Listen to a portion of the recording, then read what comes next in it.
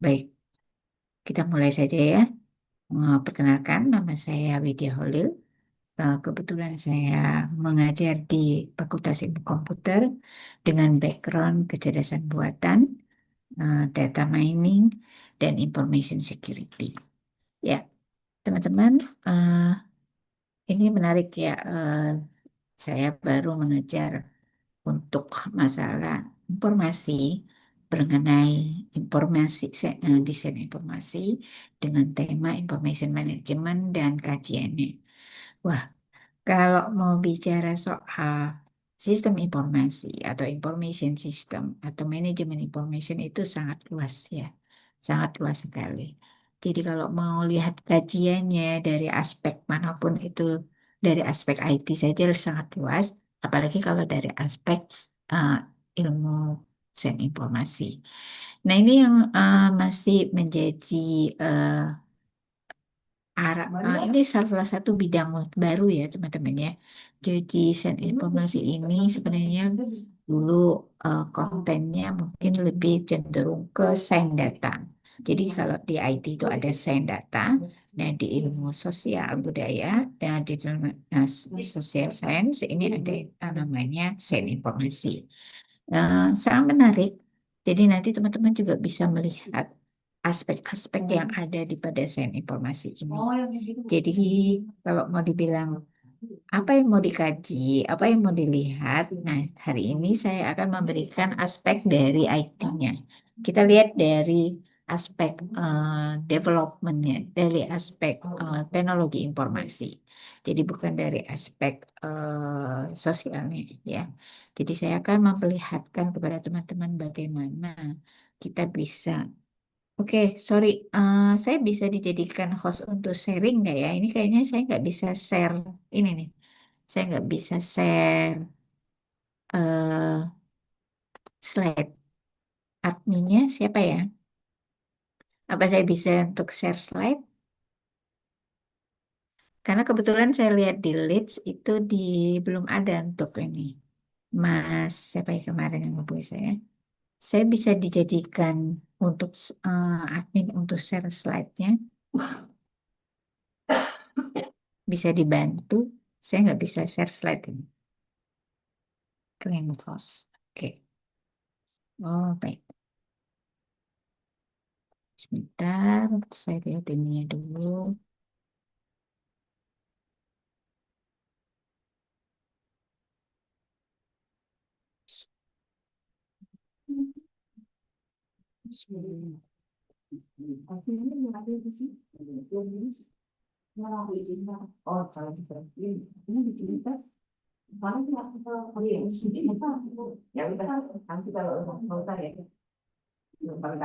Oke, terima kasih sudah dapat hostnya teman-teman. Ya, baik. Nah, eh, dalam konten information management ataupun eh, informasi tata kelola informasi. Jadi sebenarnya ada eh, big picture-nya lagi ya. Jadi ada satu bidang luas lagi yang mengcover semua ini, yaitu lebih dikenal dengan Information Management System, atau mungkin teman-teman kenal dengan namanya SIM atau Sistem Informasi Manajemen, atau bagian daripada tata kelola IT. Jadi ada runutannya ya, ada big picture-nya dari Information Management ini. So, sains informasi is uh, bagian daripada sistem informasi manajemen ataupun manajemen information system. Dan manajemen information system itu juga merupakan bagian dari salah satu jenis sistem ataupun kita kenal dengan software ataupun kita kenal juga dengan perangkat lunak dari bagian IT. So ada IT, ada IS, ya kemudian ada lagi bagian dari situ adalah information management. Nah, yang akan kita lihat dari sini adalah information management. Saya konsennya ke sana ya. What the scope, how is the online. So, yang perlu kita ketahui bahwa dasar dari information.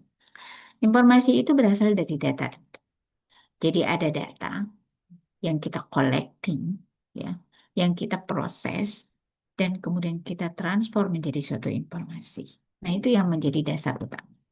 Jadi, kita mengumpulkan data, baik itu data kuantitatif, data kualitatif, data foto, and so on, semua yang teman-teman pakai. Kemudian itu diproses, dan itu diorganisasi. Kemudian itu diinterpret, sehingga menjadi suatu structure dan menjadi informasi. Jadi boleh dikata informasi itu adalah data yang sudah mengalami processing, diorganize, diinterpret, dan distructure. So, apakah data juga bisa berbentuk informasi? Ya bisa saja. Jadi nanti kapan-kapan suatu saat, kalau saat sekarang ini ya, saat sekarang ini data kita itu banyak. Jenis data kita itu sangat variabel. Makanya itu kita kenal namanya unsupervised data dan supervised data. Itu kalau di dalam bidang data science kita akan mengelola data-data tersebut. Di zaman era teknologi internet ini yang sudah menggunakan media massa macam-macam, yang sudah menggunakan sosial media, yang menggunakan aplikasi dan segala macam. Nah, itu semuanya menghasilkan informasi. Jadi semuanya menghasilkan informasi. Jadi kalau teman-teman masukin data ke Facebook, ke Instagram, ke TikTok dan segala macam, itu sudah menjadi informasi. Kenapa? Ya itu karena sudah mengalami processing. Itu sudah diorganize sesuai kebutuhan dari media yang Anda pakai. Jadi kalau Anda memplotting, mensubmit atau memposting data di TikTok, Anda kan harus organize sesuai kebutuhan TikTok kan. Anda harus lakukan perubahan, Anda harus edit dan segala macam. Nah itu processing, itu organize. Lalu Anda terjemahkan, Anda masukkan ke dalam TikTok, itu interpret. So ada bagian-bagian yang di dalam kemudian waktu masuk ke dalam TikTok tuh itu bukan kita seperti submit biasa ya. Kita seperti oh masukin data. Tapi secara logika itu ada proses interpret. Jadi dari data yang Anda input melalui keyboard sehingga muncul ke layar jadi tampilan itu ada algoritma yang bertugas. Jadi ada algoritma atau pemrograman yang menerjemahkan dari data yang Anda input itu menjadi tampilan yang ada di TikTok. Nah, itu interpret. Itu di structure sesuai dengan kebutuhan si aplikasinya. Nah, jadi semuanya itu mengalami proses. Jadi sekarang mungkin teman-teman dan bisa juga melakukan kajian bagaimana cara si data itu diprocessing, bagaimana cara data itu diorganize, bagaimana cara itu diinterpret, dan bagaimana cara data itu di structure. Nah, ini yang poin, yang ini aja sudah merupakan kajian ya. Jadi dari sini aja teman-teman sudah bisa melihat bagaimana si data ditransform menjadi informasi. Nah, nah ini banyak ya. Prosesnya ini banyak. Jadi kalau dalam IT, yang pasti semuanya ini membutuhkan algoritma. Yang pasti membutuhkan logika. Nah, ini juga kategorinya masuk dalam kategori software development. Kalau itu menjadi sebuah sistem. Tapi kalau kita melihat data yang pengolahan data yang secara manual, nah itu ada juga. Jadi ada dua kategori ya teman-teman. How we transform data into information. Yang pertama kita tanpa software, yang kedua, yang pertama kita lakukan secara manual, yang pertama kita lakukan secara manual dengan tanpa tools, dan yang kedua kita lakukan secara menggunakan device, menggunakan tools atau menggunakan software itu secara automation. Itu konsepnya ya. So, oke. Nah ini cuma menekankan apa beda antara data dan informasi. So, data is raw structure, tapi kadang-kadang juga sekarang kalau sudah, karena sekarang sudah ada proses menggunakan internet, maka dia juga unstructured ya. Lalu spesifik, tidak spesifik, low level knowledge, dan depends on information source. Jadi kalau datanya dari kamera, berarti kita akan mengumpulkan data berbentuk gambar. Kalau kita menggunakan recording, voice recording, berarti datanya berbentuk suara. Kalau datanya yang itu kita berbentuk file, ya berarti datanya berbentuk digital, data-data yang berbentuk tabel atau berbentuk file dengan format macam-macam. Kalau itu buku, berarti kita mengumpulkan data buku, mengumpulkan data tulisan. Kalau itu kertas, berarti, sorry, ya, ditulis di atas kertas, berarti kita mengumpulkan data. So basically, itu ada tipenya dengan sumber data yang masing-masing. Nah, kalau information, karena tadi kita mengalami processing, organizing, interpreting, and structuring, berarti otomatis information itu lebih structure ya daripada data.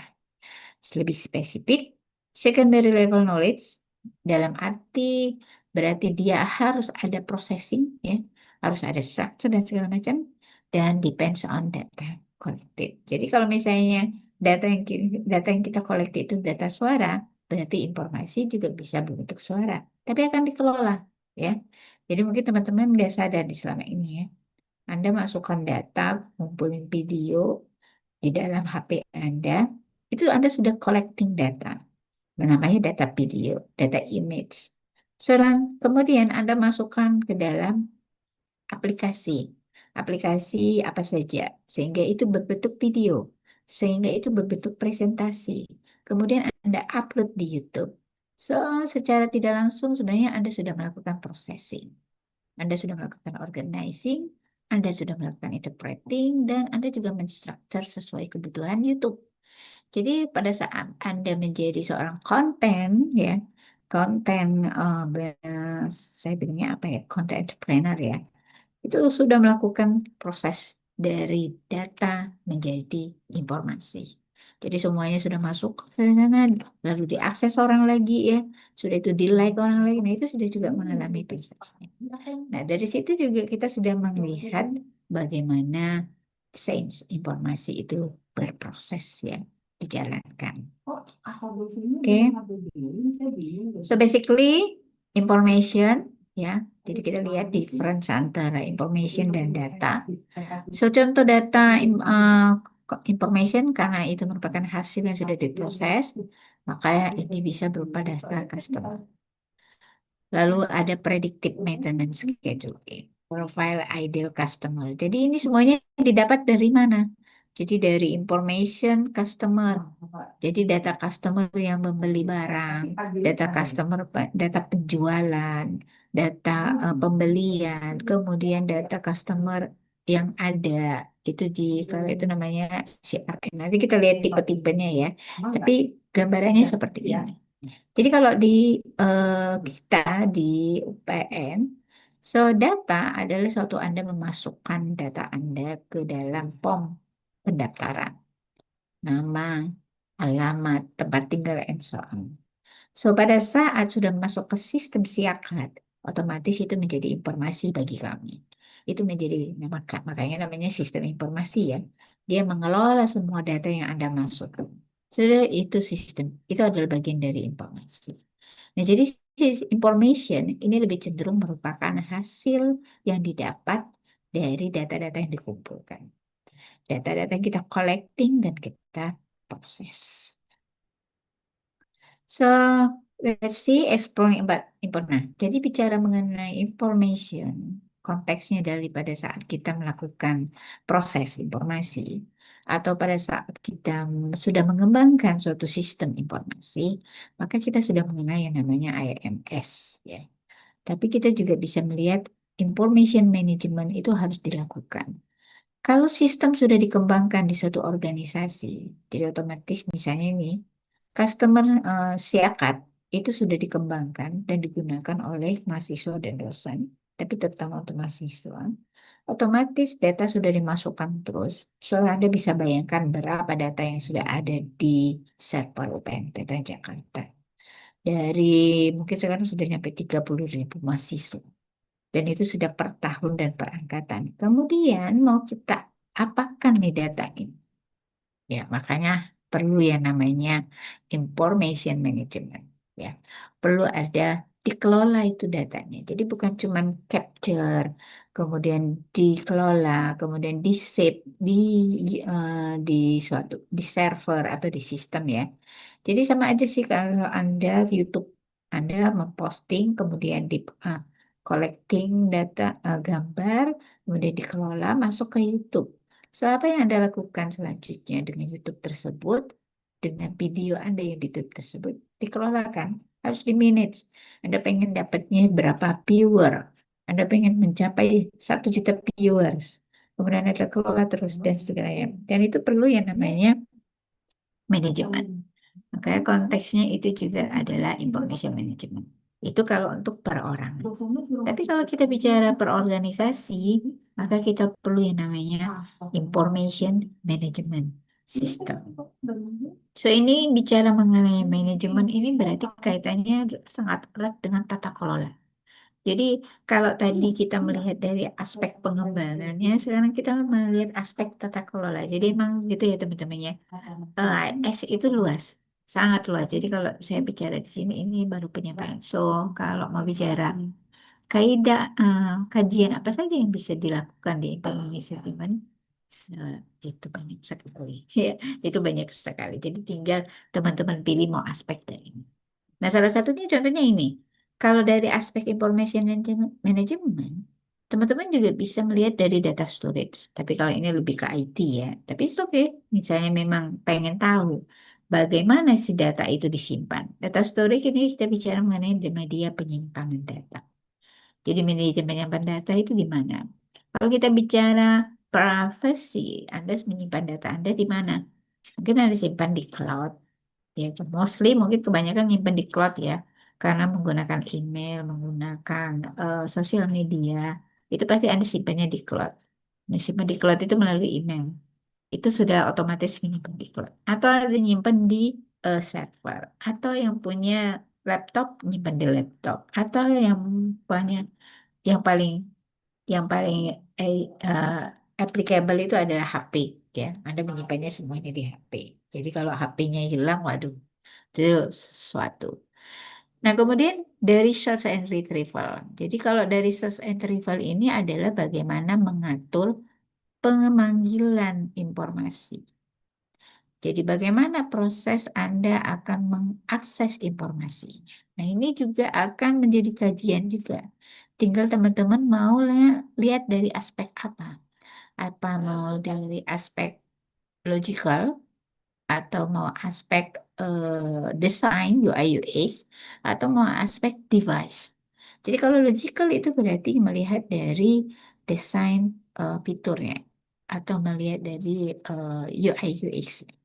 Jadi mau lihat bagaimana cara mengambil suatu informasi, bagaimana cara mencari suatu informasi. Nah itu bisa dari aspek Anda lihat bagaimana mengembangkan uh, in sorry eh, apa namanya user interface UI UX yang bisa digunakan pada saat kita men-search dan men-retrieval. Nah, ini juga logical.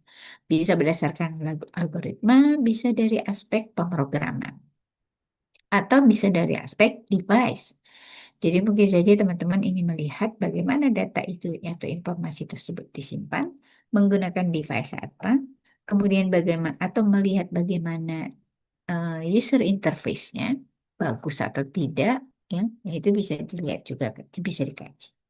Atau collaboration tools, ini ya, collaboration tools ini berarti pada saat manajemen sistem dilakukan, kita menerapkan tools-tools yang ada. So, dalam IT kita mengenal yang namanya IoT. IoT ini adalah device yang digunakan untuk proses pengaksesan ataupun pemanajemen tata kelola si informasi tadi. Salah satunya yang bisa yaitu device yang memang untuk input atau output. Nah, itu ya. Jadi sebenarnya sama aja dengan search and retrieval. Jadi untuk input kita bisa menggunakan keyboard atau kita menggunakan scanner atau kita menggunakan device-device lain yang sekarang sudah berbasis AI. Nah, itu collaboration tools dalam information management. Atau kita juga bicara mengenai device-device lain untuk outputnya misalnya menggunakan monitor atau menggunakan HP. Ya, sekarang kita sudah berbasis mobile ya. Jadi pemrogramannya juga akan mengikut. Nah, kemudian ada lagi dokumen manajemen. So, dokumen manajemen ini juga kontennya dalam proses untuk information management. Jadi ini memang berkaitan dengan output. So, teman-teman juga bisa mengkaji bagaimana pendokumentasian Jadi pendokumentasian itu juga harus di manajemen. Ya. Karena kita juga harus lihat jenis-jenis dokumentasi yang akan digunakan. Kemudian integration. Jadi semua ini kita integrasikan menjadi satu proses yang namanya information management system. Ya. Lalu workflow. Jadi apabila sudah terkendali, apabila semuanya sudah dilakukan, berarti kita juga akan melakukan workflow automation dalam proses. Intinya ya, information management memang mengelola data, mengelola informasi data yang sudah diinput ke suatu sistem. Itu baik dari konsep data apapun ya, kita bisa bicara data apapun. Contohnya itu adalah pada siapat, itu adalah data akademik. Nah, kemudian di dalam sistem tersebut semuanya disimpan datanya, dikelola, dan kemudian menghasilkan laporan. Nah, workflow yang paling ya workflow antara pada sistem itu ada tiga ya, input, proses, output. Dan itu semua akan mengkaitkan bagian-bagian yang ada. Makanya dikatakan sistem. Kalau sistem dia tidak akan terdiri dari bagian-bagian ya. Karena sistem itu harus terdiri dari bagian-bagian yang saling berintegrasi. Oke. So, secara khusus apa itu information management system? Information management system adalah structure framework yang bisa mendukung organisasi untuk collect, store, proses, retrieve data dan information efficiently. Nah, itu selalu yang dibuat ya, yang menjadi landasan kalau misalnya Anda membuat sebuah sistem. Nah, jawaban yang paling biasa dijawab tuh kayak gini. Memang digunakan framework yang digunakan untuk membuat proses pengumpulan data, penyimpanan data, pemrosesan dan pemanggilan data serta informasi menjadi lebih efisien. Jadi harapannya seperti itu. Makanya dibuat sebuah information management system. Nah, ini biasanya menerapkan teknologi ya tadi ya. Jadi benefitnya increase productivity, improve communication. Nah, ini tagline-nya di sini ya. Kalau dari aspek komunikasi, improve communication. Jadi dengan adanya suatu sistem informasi manajemen atau information management berarti proses komunikasi itu juga lebih efisien, lebih meningkat. Jadi antara saya dengan Anda berkomunikasi itu lebih cepat, lebih efisien dengan melalui ya ini peradaban menggunakan leads, menggunakan siakat dan menggunakan media pembelajaran atau e-learning system itu juga adalah input communication. Reduce error, nah itu yang menjadi tujuan utama. Jangan sampai terjadi error. Increase competitive advantage, ya kadang-kadang suatu organisasi juga mengembangkan sistem berdasarkan prestise. Jadi kalau dia nggak menggunakan information management system, pasti akan ditanya, oh masa sih zaman ini, zaman now masih nggak pakai IT. Nah itu ya prestise ya. Dan cost saving, ini masih dipertanyakan sebenarnya ya. Jadi dari aspek benefit ini, ya, jadi teman-teman, kalau misalnya memang ingin menganalisa atau mengkaji suatu information management system di suatu organisasi, teman-teman bisa melihat dari 5 variabel. Apakah dia meng-increase productivity? Apakah dia meng-improve communication di dalam organisasi tersebut? Apakah benar dia mereduce error? Apakah benar ini meningkatkan competitive advantage? Apakah benar ini meng-cost saving? Kalau cost saving itu ini masih relatif ya. Cost saving mungkin di dalam arti pada saat operasional. Tapi pada saat pengembangan IT itu merupakan sesuatu bisa dikatakan investasi yang tidak main-main. Oke, so apa yang kita lihat dari information system management? Jadi pada saat kita menggunakan atau menerapkan suatu, ini konteksnya kita information management system ya. Jadi ada suatu sistem. Jadi kalau sistem itu memang dikembangkan untuk memanage informasi. Nah, Apa yang kita lihat pada saat kita melakukan manajemen informasi? Yang pertama itu adalah aspek security. Kebetulan saya di information security ya. Jadi aspek apa yang benar-benar dilihat? Yang pertama itu adalah data security. Teman-teman juga nggak mau kan datanya hilang. Teman-teman juga sangat menjaga data di HP, di mana dikasih password, dengan password foto, dengan password apa segala macam. Itu tujuannya apa? Menjaga data. Ya memang. Jadi data itu bisa dikatakan pada suatu information management system itu adalah harta yang paling penting. Ya. Jadi landasannya apapun yang terjadi data itu harus diprotek. Sebagaimana kita menjaganya, nah ini adalah aspek data security. Data security ini melihat bagaimana integral part of any information management system. Jadi bagian dari information management system yang menerapkan strategi policies untuk preventif dan detektif measure. Ya. Jadi ini memang harus ada strategi dan polisi kebijakan. Bagaimana kita melindungi ataupun mendeteksi measure apapun yang terjadi yang akan membahayakan data kita. Jadi pada saat ini kalau teman-teman sudah melakukan password di HP, berarti itu masuk kategori data security. Teman-teman sudah menggunakan password di laptop, berarti teman-teman juga sudah memperhitungkan aspek security, keamanan informasinya. Ya, jadi itu bertujuan, itu kan tujuannya mencegah jangan sampai ada orang yang baca data, nah, jangan sampai ada orang yang pakai HP Anda. Tapi itu juga masuk dalam kategori data security.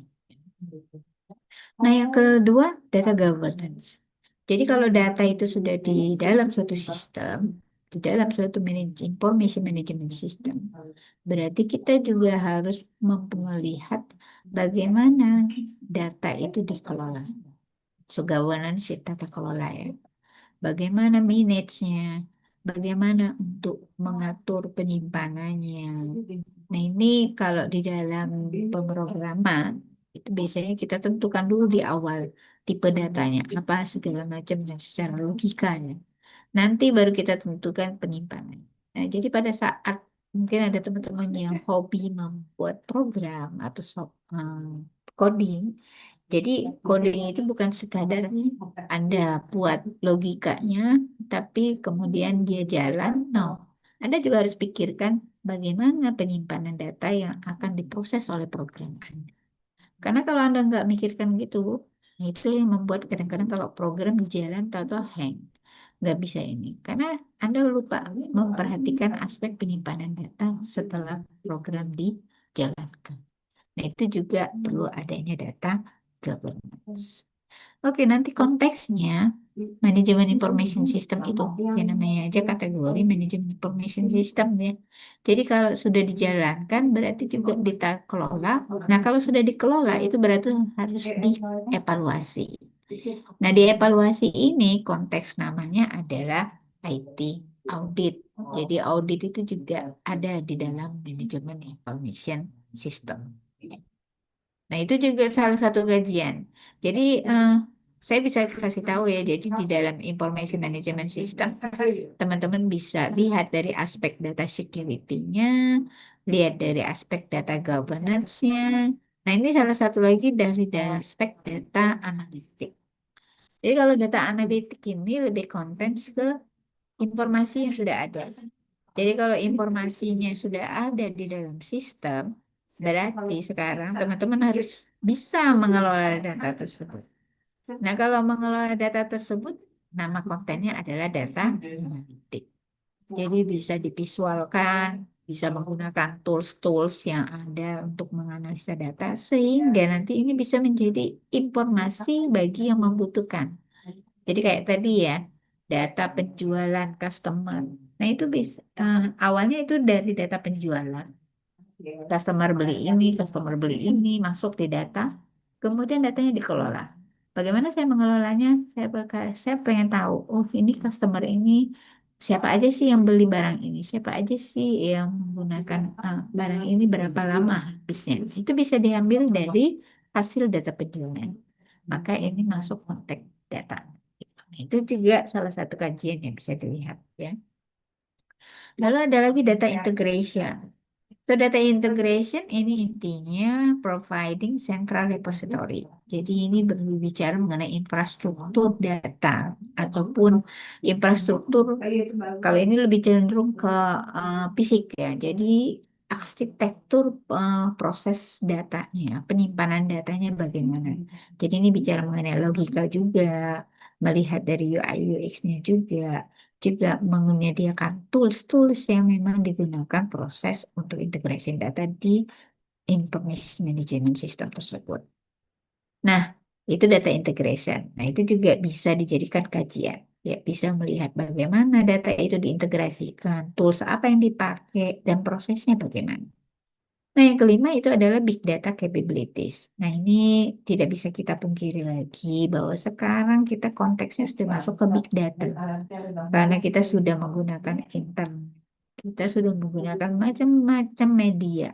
Otomatis, kalau kita bicara big data, kenapa dikategorikan big data? Karena semua dia itu mengumpulkan semua data. Jadi kalau Anda lihat di eh, Instagram Anda itu semuanya sudah macam-macam ngumpul ya datanya ya. Ada data teks, ada data gambar. Kalau ada yang masukin video, data video. Dan itu secara logika itu tipenya beda sebenarnya. Nah, sekarang bagaimana cara mengorganize data-data tersebut dengan tipe-tipe yang berbeda menjadi beberapa dalam satu bentuk. Nah, itulah yang namanya big data. Ya, teman-teman. Nah, itu juga bisa juga. Jadi, teman-teman juga bisa melakukan kajian dalam proses data. Bagaimana data itu diorganize, bagaimana data itu dianalitik, bagaimana data itu dioptimalisasikan, ya. Dengan intinya melihat kepentingan dari organisasi yang menggunakan big data. Nah, sekali lagi di big data juga melihat aspek security and privacy control ya. Jadi sekali lagi dalam manajemen information system kita juga menerapkan yang namanya kita juga mengenal adanya pengendalian, kita juga mengenal adanya audit. Nah, jadi ada juga ya itu namanya IT audit atau audit sistem informasi. Wah, banyak ya. Jadi kontennya sebenarnya gini. IT ataupun information management atau information system itu udah atasnya mungkin teman-teman cuma lihat puncaknya aja. Ya, jadi sama kayak iceberg, gunung es. Jadi kalau di gunung es itu di lautan itu yang kelihatan puncaknya aja gitu ya. Tapi sebenarnya di bawahnya itu gunungnya gede sekali. Nah itu yang menipu kapal Titanic ya. Jadi kapal Titanic itu pikir itu gunungnya kecil. Lantas dia jalan aja nggak tahunya kapalnya dirobek di badannya dan jadi tenggelam. Nah itu yang maksud saya. So mungkin hari ini saya cuma memberikan sekilas baru mungkin sekian persen dari information management. Tinggal kalau kajian yang sangat luas itu banyak, banyak sekali.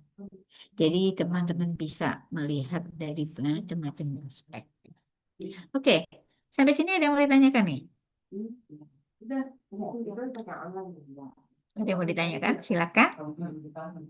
Mungkin ada sesuatu yang miss dari yang saya jelaskan dari tadi mengenai kontennya saya bahasnya di sini ya. Jadi bahkan ada saya lihat materinya mengenai information management, tapi secara lengkapnya kita kenal namanya bukan cuma information management. Jadi kalau pada saat suatu information itu akan ditata kelola, maka information itu membutuhkan yang namanya sistem. Jadi makanya dikenal istilahnya adalah manajemen information system atau MIS. So, oke.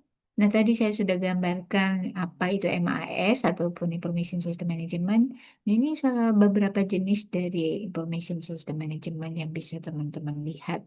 Mungkin sudah pernah lihat, mungkin sudah menggunakan ya. Salah satunya yang kita gunakan adalah Siakat e-learning. Itu sebenarnya bagian dari fitur ataupun jenis dari manajemen information system. So, e-learning itu adalah manajemen information system yang digunakan untuk memanage data-data proses pembelajaran. Jadi ada data kelas, ada data mata kuliah, ada data materi dan segala macam. Nah, itu adalah manajemen information system e-learning ya atau e-learning system. Oke, yang paling utama, jadi ada 5 jenis utama dari manajemen information system yang akan Anda kenal. Yang pertama namanya operational atau kategori operasional MIS. So, operational MIS ini lebih kenal untuk day-to-day operation ya atau routine task. Di mana ada inventory management, attendance tracking, absen, dan point sort up system. Nah, ini masuk dalam kategori operational management. Jadi nanti teman-teman juga bisa lihat apa sih yang dimaksud dengan inventory management, bentuknya seperti apa. Nah, itu bisa dikaji juga ya. Itu salah satu information management information system, manajemen information system. Lalu ada juga yang masuk kategori decision support management information system. Ini lebih cenderung suatu sistem yang memang digunakan untuk proses pengambilan keputusan. Basically, biasanya ini di suatu organisasi ya. Jadi pada saat menentukan keputusan itu supaya tidak pusing, manajer menggunakannya. Jadi salah satu contohnya untuk sales forecasting tools, budgeting software, anggaran dan CRM. Jadi kalau CRM ini komplit ya, bukan cuma melihat data customer, juga nanti direlatedkan dengan penjualan. Nah, ini untuk eh, intinya decision support system ini benar-benar digunakan oleh level manager sampai dari manager ke CEO dalam proses pengambilan keputusan di suatu organisasi. So, teman-teman juga bisa melihat kira-kira di organisasi itu dia menggunakan decision support system yang seperti apa. Ya. Lalu ada eksekutif MAS. Ini memang di level CEO. Jadi untuk top manajemen biasanya digunakan pada komisaris, level komisaris atau direktur utama ya. Help manager provide high level insight for top eksekutif, terutama untuk penanaman saham, misalnya investasi ya. Jadi untuk investasi, market analysis tool, strategic planning system, nah itu masuk kategori eksekutif MIS. Lalu ada lagi marketing MIS. Jadi ini jenis MIS yang memang untuk support marketing activities. Seperti pemasaran itu biasanya ada proses namanya promosi ya. Promosi, kemudian marketingnya ya, namanya marketing ya, dan customer analysis, terutama ya, apalagi eh, proses untuk mengenalkan produk baru. Nah, ini sudah ada yang free ya. Jadi ada Google Analytics, ada HubSpot, ada sosial media dan sekarang ini semua sosial media itu menyediakan.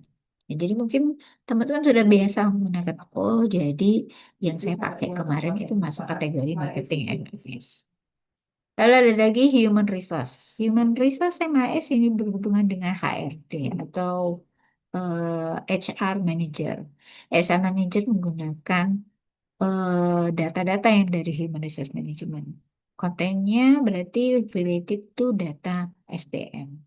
Jadi data SDM yang memang digunakan untuk misalnya absen, data pegawai, data gaji dan segala macam. Nah, jadi ada SAP itu adalah salah satu human resource management software yang memang sudah terintegrate ya.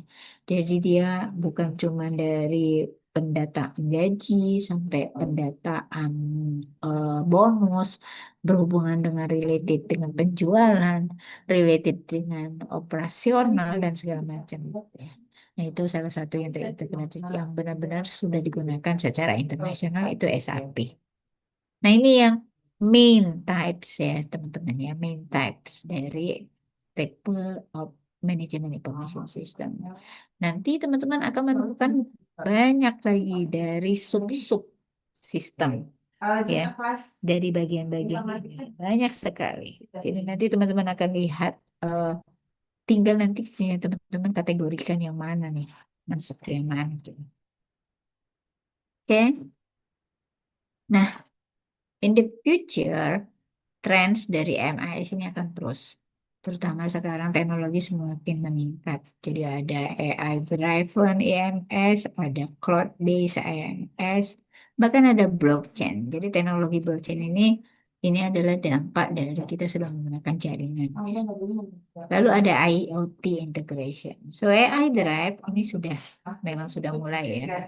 Karena kita bicara big data, otomatis kita mulai melakukan data analisis berbasis AI.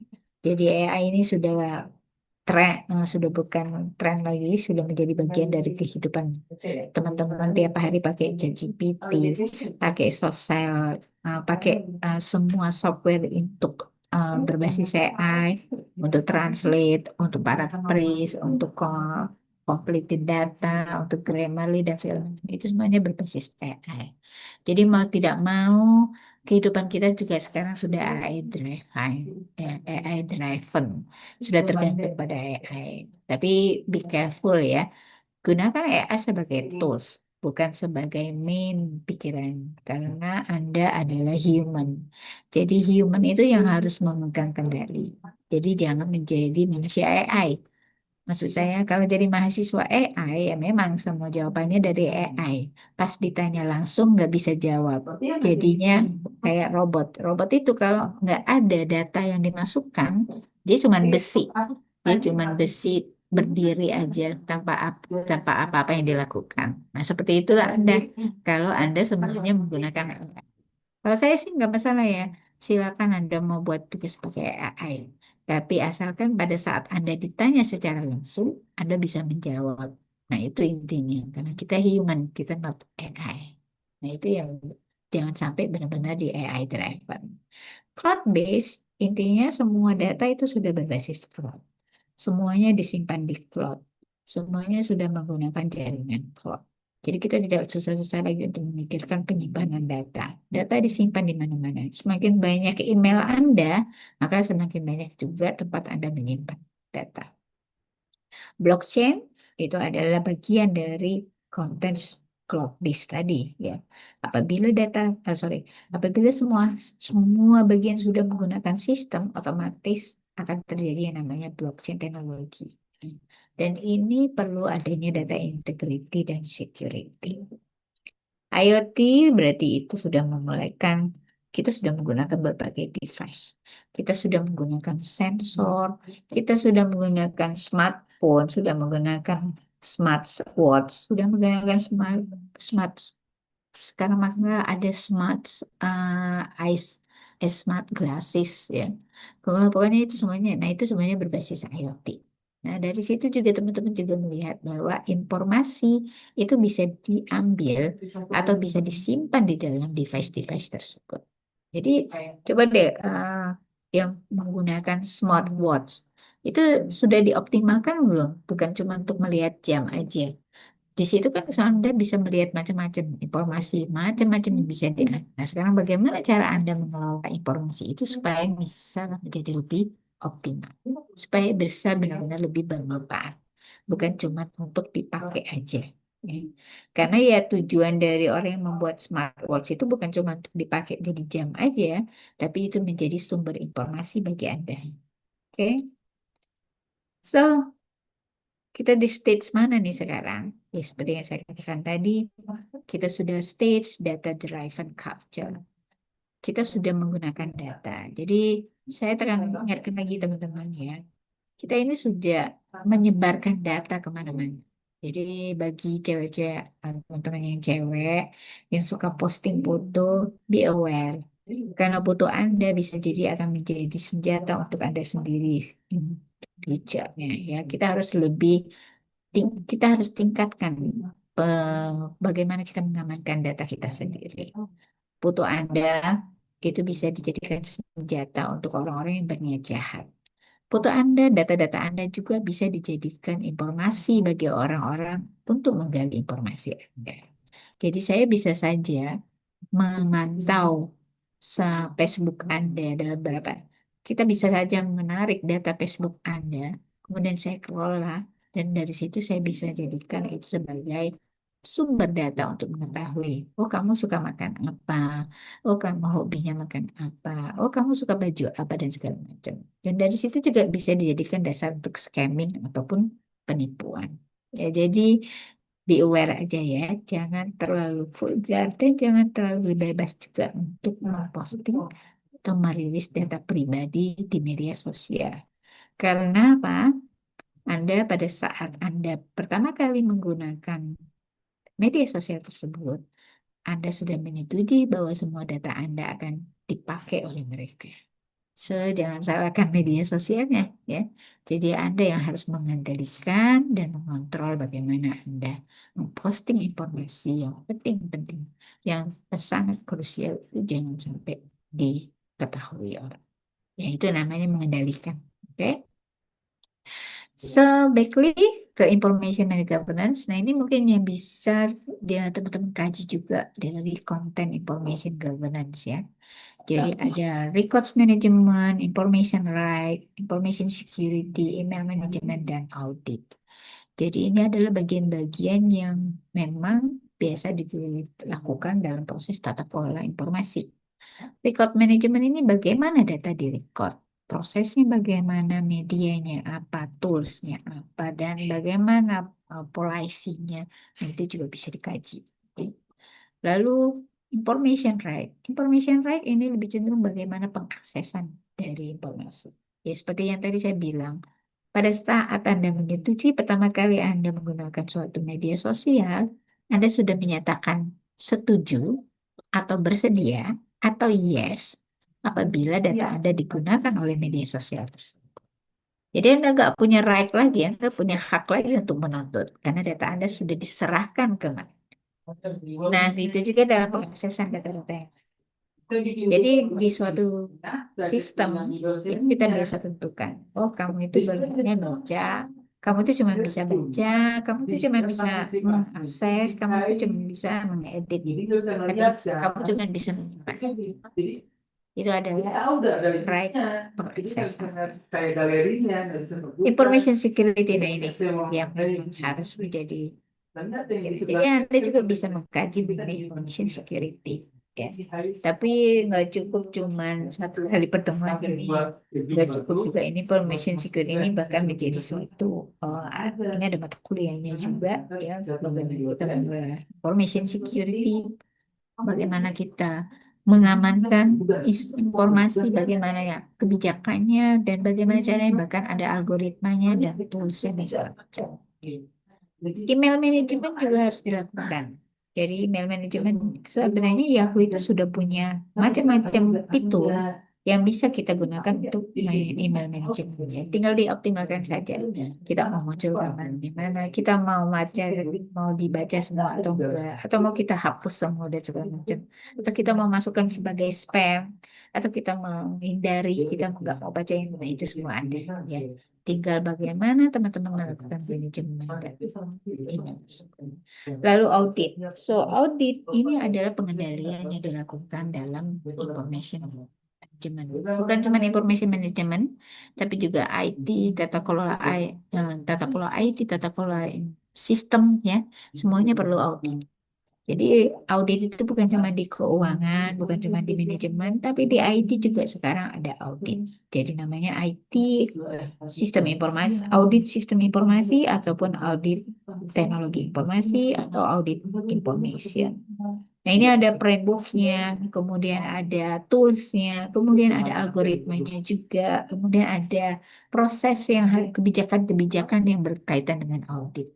Bahkan ada yang namanya sertifikasi khusus untuk IT audit. Ya, jadi ini juga banyak juga. Jadi it's so wide ya, banyak sekali yang bisa kita kaji mengenai informasi dan tata kelola informasi. Nah, ini kalau berdasarkan data. Jadi untuk data, jadi bukan cuma information yang harus ada tata kelola, data juga harus ada tata kelola. Ya, data juga harus ada tata kelola. Ya, jadi ini juga dari data compliance. Ini dikenal dengan GDPR. Jadi GDPR ini adalah salah satu regulation atau hukum yang memang sudah ditentukan khusus untuk negara-negara Eropa. Ya. Jadi ini adalah standar General Data Privacy Law. Nah, jadi ini khusus untuk menjaga keprivasian data-data kita. Ini negara-negara Eropa dan Amerika sudah menetapkan GDPR. Jadi data kita itu nggak bisa diakses seenaknya. Ya, kalau ada suatu organisasi atau bank yang kemudian data customer-nya leak atau bocor, nah itu bank ini langsung didenda, langsung dikenakan hukum. Nah, kalau di Indonesia kayaknya belum ya. Perlu ada data yang data peraturan yang jelas mengenai GDPR. Lalu data quality ini perlu juga melihat dari accurate, complete, and reliable untuk proses decision making.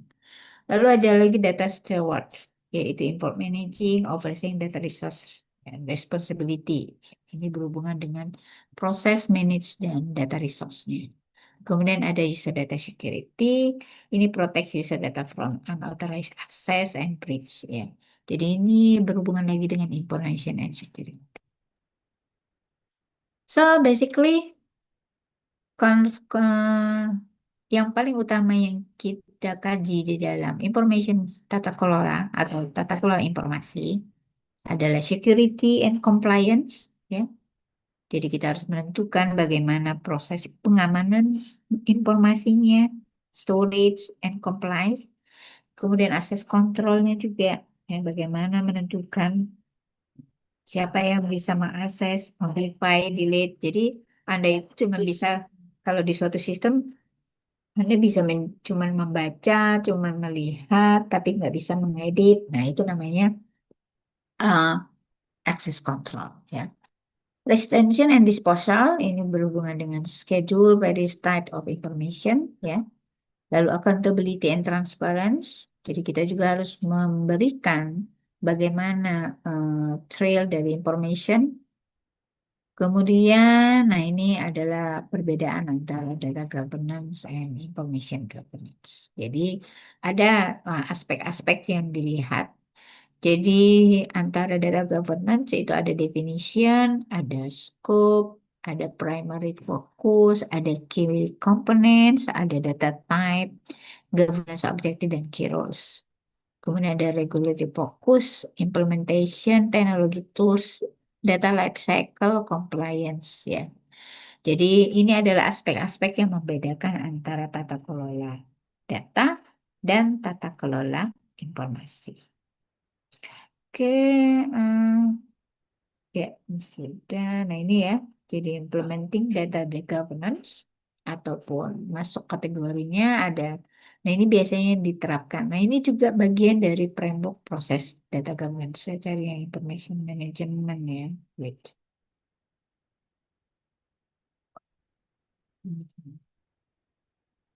Nah ini, jadi kalau di information management, manajemen structure and unstructured. Tapi kalau di data di governance, ini structure data to ensure quality, security, dan accessibility.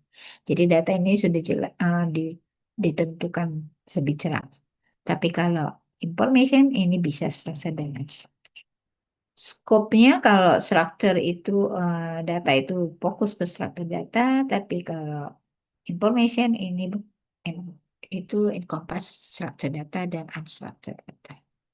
Primary-nya untuk akurasi, quality, dan usability untuk data governance, tapi kalau untuk information governance itu integrity, privacy, compliance yang berhubungan dengan informasi.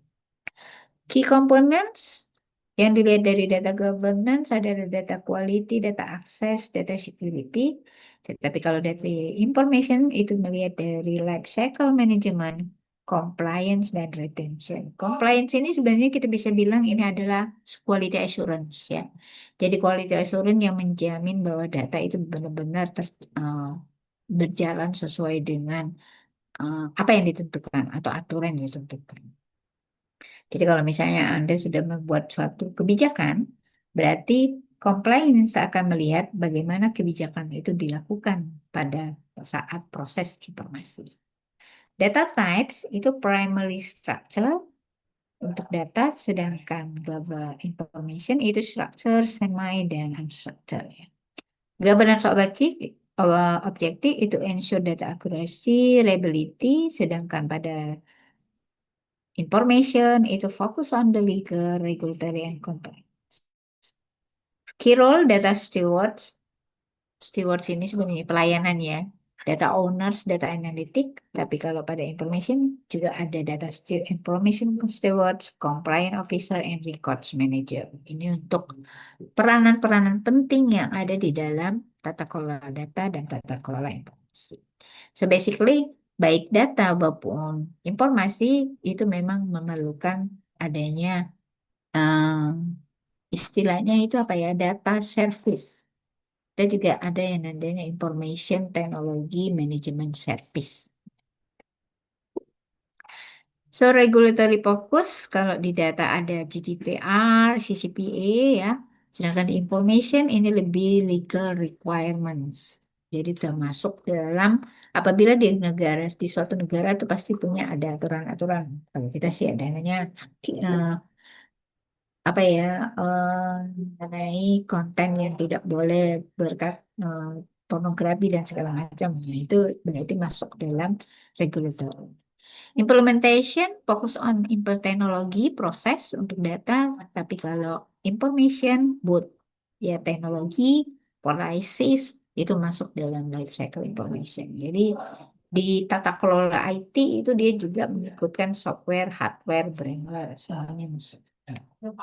Teknologi tools, use data management tools, data katalog, dan analisis platform. Sedangkan untuk information itu use document management system, content management system, dan compliance. Data lifecycle mainly fokus on the data creation, sedangkan pada information itu manage the entire seluruh informasi lifecycle, including create, usage, retention, and destruction. Jadi kalau create ini kita bicara pada saat dia pengembangan software, desain, kemudian sampai ke output ya. Ensure data is handled in accordance with privacy, itu pada data governance, sedangkan pada information itu enforce compliance with industry specific regulation. Jadi memang ini dibutuhkan oleh usernya siapa, maka dia harus ada industry specific regulation.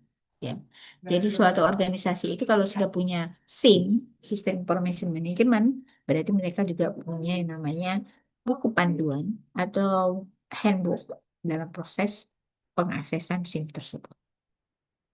Ya, ini contohnya kalau dalam data itu, data governance ada financial data, customer database, CRM data, jadi kita cari data ya. Lalu ada legal document, email arsip, kontrak, employee records pada permission. Oke, nah ini implementingnya ya, jadi dalam proses implementing data governance, ada council, kemudian kita tentukan data elementsnya apa saja, lalu menentukan data quality matrix, create data dictionary, implemented data stewardship, dan develop implement data policies. So, teman-teman, ini semua bisa menjadi bahan kajian teman-teman untuk melihat bagaimana information management dan data management. Jadi kalau bicara data governance sama information governance itu sama saja dengan information management.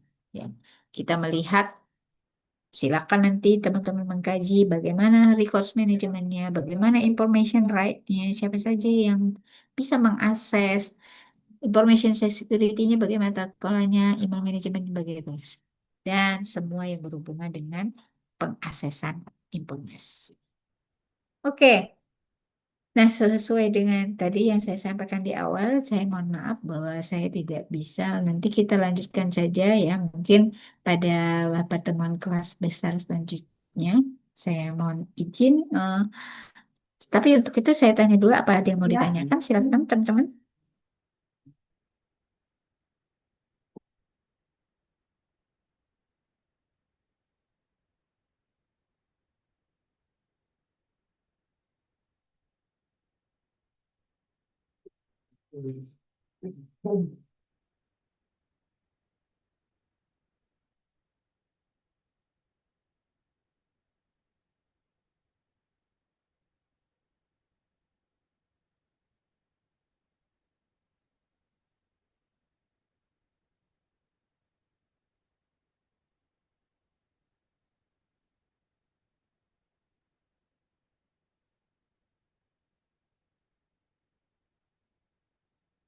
Silakan kalau ada yang mau ditanyakan.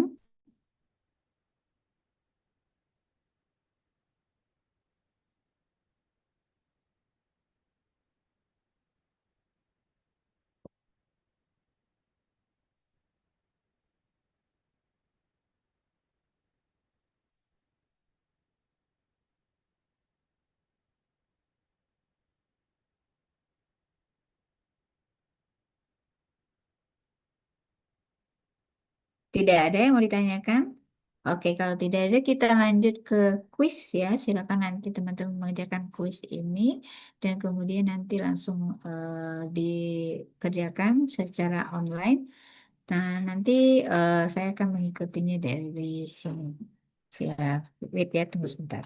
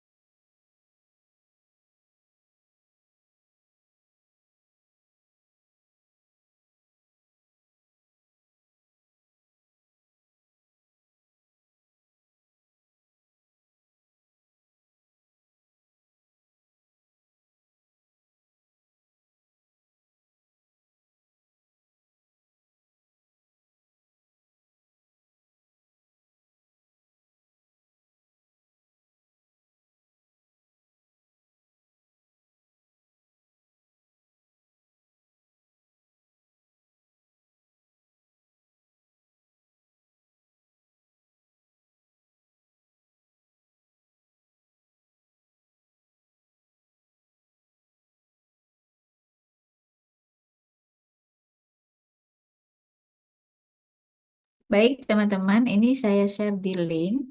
Itu silakan nanti teman-teman join di link yang saya share. Ya. Nah, ini absennya langsung dari sini ya. Jadi yang hadir itu wajib mengikuti kuis ini sambil menyelesaikan. Silakan diisi, saya kasih waktu sampai jam 9 selesai ya. Nah, ini absen akan saya lihat dari sini. Jadi tolong nanti nama yang dibuat pada saat masuk ke sistem ini, Anda harus menggunakan nama yang tercantum di absen. Atau cantumkan NIM Anda ya. Jadi NIM dan nama. Jadi tolong jangan sampai ada yang menggunakan nama alias. Kalau kayak gini mau pakai gambar kucing sama ini nggak apa-apa, tapi nanti kalau di situ nggak. Nah, tolong ya nanti nama yang sebenarnya silakan akses link yang saya share. Kemudian kalau sudah masuk ke sistem, nanti Anda pakai kode ini. Oke. Jadi ini masuk ke sistemnya, ini kodenya. Silakan masuk ke kode. Masukkan kodenya nanti ada masuk. Oke, sebelumnya kita foto dulu ya. Mohon di on cam kamera semua.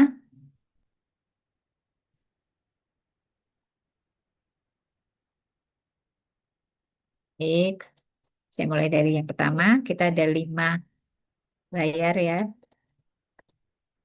Satu,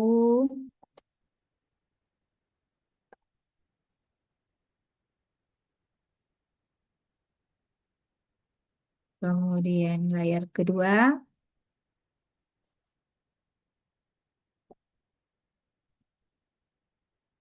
Jangan lupa nanti eh, namanya tolong jangan pakai nama alias. Yang ketiga,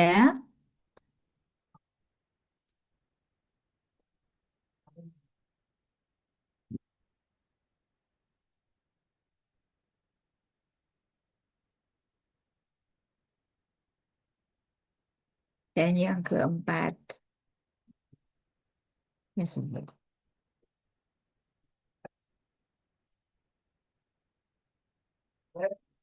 Oke, semua sudah masuk ke sistemnya?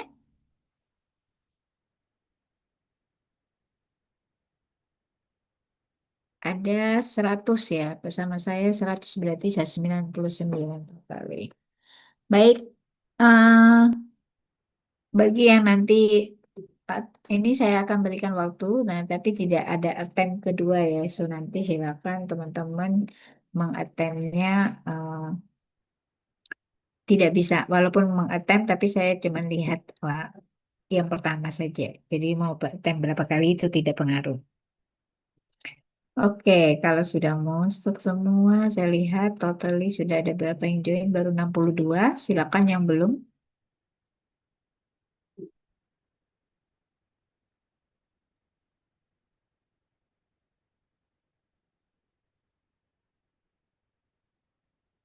Hmm.